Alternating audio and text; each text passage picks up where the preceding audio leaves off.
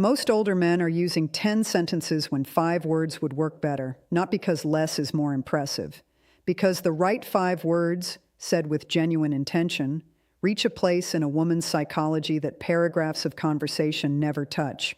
What we're covering today are 5 specific words, each one rooted in behavioral psychology and the particular emotional intelligence that older men have earned through experience, that create immediate, genuine connection when used authentically. Word number 3 involves something that older men do naturally that younger men almost never can. And word number 5, the climax, is the word that changes the entire dynamic of any conversation it enters, all 5. Coming up. Here is the honest premise. Older men have a specific advantage in attraction that most of them are not using consciously. They have lived enough life to have genuine substance behind their words. They have been through enough to speak without desperation. They carry earned wisdom, earned calm, earned self-knowledge, and when that substance finds the right language, it creates a quality of connection that no amount of youthful energy can replicate. Today we identify the 5 words that most efficiently access that substance, that translate genuine depth into language she can actually receive. Not tricks, not scripts. 5 words that work because of what they prove about the man saying them. Let's go. Bold claim. The word notice is the most powerful single word available to an older man in conversation, and almost nobody uses it deliberately. Here is the psychology. The human brain is wired to respond to being observed specifically. Research on self-referential neural processing consistently shows that accurate, specific acknowledgement of who someone is, evidence that another person has been genuinely paying attention, activates the brain's reward circuitry in ways that generic compliments never reach. The word notice does something unique in conversation. It signals observation. It proves attention. It communicates in a single syllable that you have been watching closely enough to see something worth naming. I notice you do something interesting when you're thinking. I notice you're more guarded in groups than you are one-on-one. I notice you light up differently when you talk about that. Each of these sentences requires genuine observation to produce. They cannot be generic. They cannot be said to anyone. They require that you have actually been watching her, specifically, carefully, with genuine interest, and that requirement is exactly what makes them land so powerfully. Older men have an advantage here that is rarely discussed. They have spent decades developing the capacity to observe people accurately, to read rooms, to notice patterns, to see beneath surfaces. That capacity, applied through the word notice, communicates depth in a way that younger men simply cannot replicate. Scenario: a man named Richard, 51, quietly confident, was on a second date with a woman named Elise.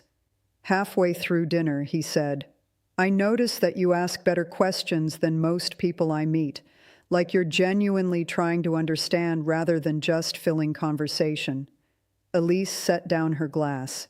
"Nobody has ever said that to me before." Richard hadn't prepared that line. He had simply been paying attention, genuinely, as older men do when they've learned that the most interesting thing in any room is usually the person across from them. What most men do wrong, they observe things about women and never say them. They notice and stay silent. Letting genuine observation go unexpressed is one of the most common and most costly communication failures available. What actually works, say what you see, specifically, through the word notice.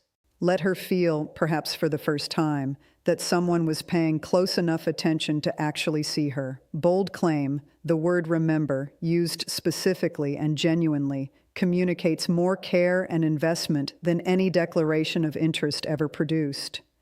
The psychology is rooted in what memory researchers call emotional encoding. We remember what matters to us.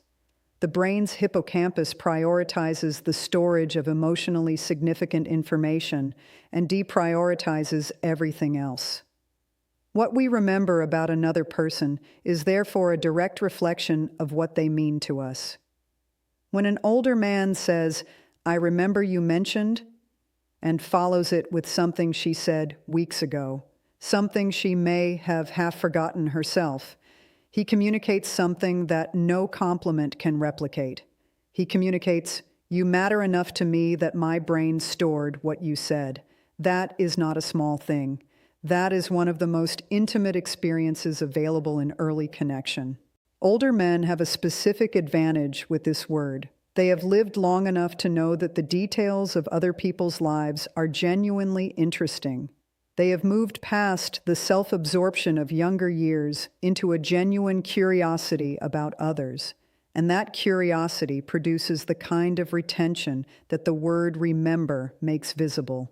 Mini story. A man named Gerald, 58, recently divorced, rebuilding his social life, had been talking to a woman named Patricia for 3 weeks. On their third meeting, he said, "I remember you mentioned your daughter has a recital next month. How's her preparation going?" Patricia stopped walking. "You remembered that." It wasn't a question. It was something between disbelief and recognition. "My ex-husband never remembered anything I told him about the kids," she said quietly. "Not once in 20 years. Gerald hadn't deployed a technique. He had simply been listening, the way older men listen when they've learned that other people's lives are genuinely worth paying attention to. What most men do wrong, they listen to respond rather than to understand. They process what someone says just long enough to form their own next sentence. And everything she said dissolves before it has a chance to be stored. What actually works? Listen with the intention to remember, not to impress, because you actually find her life interesting. The memory follows naturally from genuine interest, and the word remember makes that genuine interest visible. Bold claim. The word appreciate, used specifically from genuine feeling, creates an emotional response in women that younger men almost never produce, because younger men almost never have the self-awareness to use it authentically. Here is why this word is specifically powerful for older men. Appreciate is not a compliment. Compliments describe qualities. Appreciation expresses response to qualities, the felt experience of being affected by who someone is. And expressing genuine response requires something that takes decades to develop: the willingness to be openly affected by another person without needing to protect yourself from the vulnerability of that. Younger men tend to lead with what they want. Older men, who have done their inner work, lead with what they value. And valuing someone, genuinely, specifically, expressively, is a fundamentally different experience to receive than being wanted. I appreciate the honesty you bring to conversation. It's rarer than it should be. I appreciate that you said that. Most people wouldn't. I appreciate how you treated that person just now. That was character. Each of these expresses a genuine felt response to something specific. Each requires observation. Each communicates that she has registered, not just as desirable, but as genuinely valued. The neurochemistry here is significant.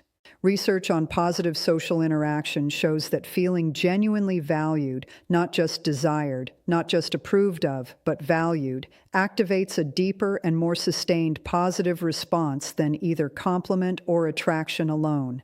Scenario: a man named Lawrence, 62, professor, genuinely curious about people, was talking to a woman named Diana at a professional gathering. She said something direct and slightly unpopular about the topic under discussion. The room moved on. Lawrence waited for a moment, then said quietly, "I appreciated that. You said the true thing. Not enough people do."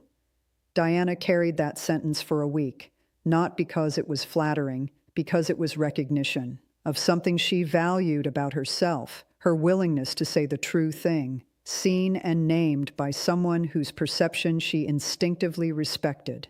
Bold claim, the word understand, used as a genuine question rather than a statement, is the most consistently underused word in male conversation, and it creates more emotional intimacy than almost any other single verbal choice available. Most men use understand as a statement. I understand, which means I have processed your words and I'm ready to respond. That usage communicates efficient information processing. It does not communicate genuine interest in another person's interior experience. The powerful version is the question, help me understand. Help me understand what that was like for you. Help me understand what you mean by that. Help me understand what you actually wanted from that situation. These questions do something extraordinary. They signal that you are not just processing information. You are genuinely trying to comprehend her specific experience, that her interior world is something worth working to understand rather than something to be efficiently acknowledged. This word is particularly powerful for older men because it draws on a quality that develops with genuine life experience, intellectual humility. The recognition that you don't automatically understand other people's experiences just because you've had many of your own. That understanding requires effort, interest, and the willingness to ask. Mini story.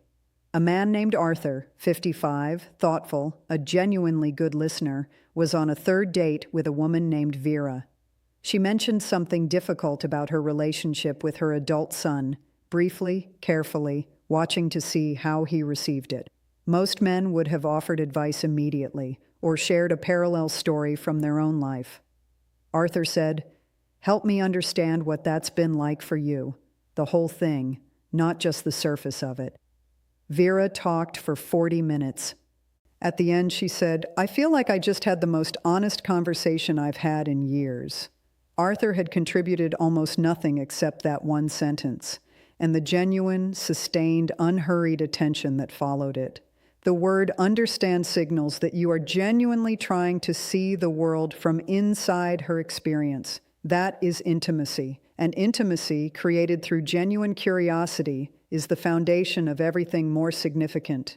This is the truth reveal, the deepest word, the one that changes everything. Bold claim, the most powerful word an older man can offer in any relationship, the word that communicates more than any declaration of love, any grand gesture, any expression of desire, is the word stay, not as a command, as an expression of genuine desire for continued presence. Stay a little longer. Stay and tell me the rest of that. Stay. I want to understand this better. Here is the psychology that makes this word so profound.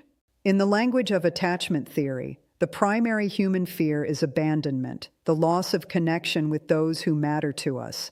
And the primary reassurance against that fear is not "I love you" or "you're important to me." It is consistent, expressed, genuine desire for continued presence. Stay is the verbal expression of that desire in its most direct form. It says, "I am not ready for this to end. I want more of you. Your presence here, right now, in this ordinary moment, is something I actively want to continue." That sentence, "your ordinary presence is something I actively want," is one of the most profoundly reassuring things a human being can hear.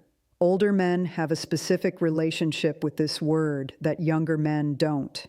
They have lived long enough to know that good moments are not permanent, that interesting people are rare, that the impulse to extend a genuine connection rather than let it naturally conclude is worth acting on, because those moments don't always come back. That knowledge, the genuine understanding that good things should be held rather than rushed past, makes the word stay carry something different when an older man says it. It carries history. It carries the specific weight of a man who has learned through actual experience what is worth keeping. Mini story. A man named William, 64, widower, quiet, and deeply present, had been talking with a woman named Margaret for 3 hours at a friend's dinner party. The conversation had gone somewhere real, the kind of conversation that becomes a reference point for both people afterward. The evening was ending. Margaret was gathering her coat. William said, "Stay a little longer. I'm not ready for this conversation to end." Simple, direct, completely genuine. Margaret sat back down. She told her daughter 2 weeks later. "He said stay. Nobody has ever said that to me before, like my presence was something worth asking for specifically." That is what the word carries, not possession, not pressure, pure, specific, genuine desire for continued connection, expressed with the directness of a man who has learned not to let good things pass without acknowledging them. And here is the truth revealed underneath everything we've covered today. These 5 words, notice, remember, appreciate, understand, stay, are not techniques. They are not strategies deployed for effect. They are the natural language of a man who has arrived at something through genuine life experience, the understanding that other people, their specific interior lives, their particular ways of being, their ordinary presence, are genuinely worth his full attention. That understanding is what age at its best produces. Not cynicism, not resignation, but a genuine, hard-earned appreciation for the specific, irreplaceable quality of real human connection. The older man who has arrived at that understanding doesn't need techniques. He needs only to let what he has genuinely learned express itself through language. These 5 words are that expression. Use them from that place, only from that place, and watch what happens.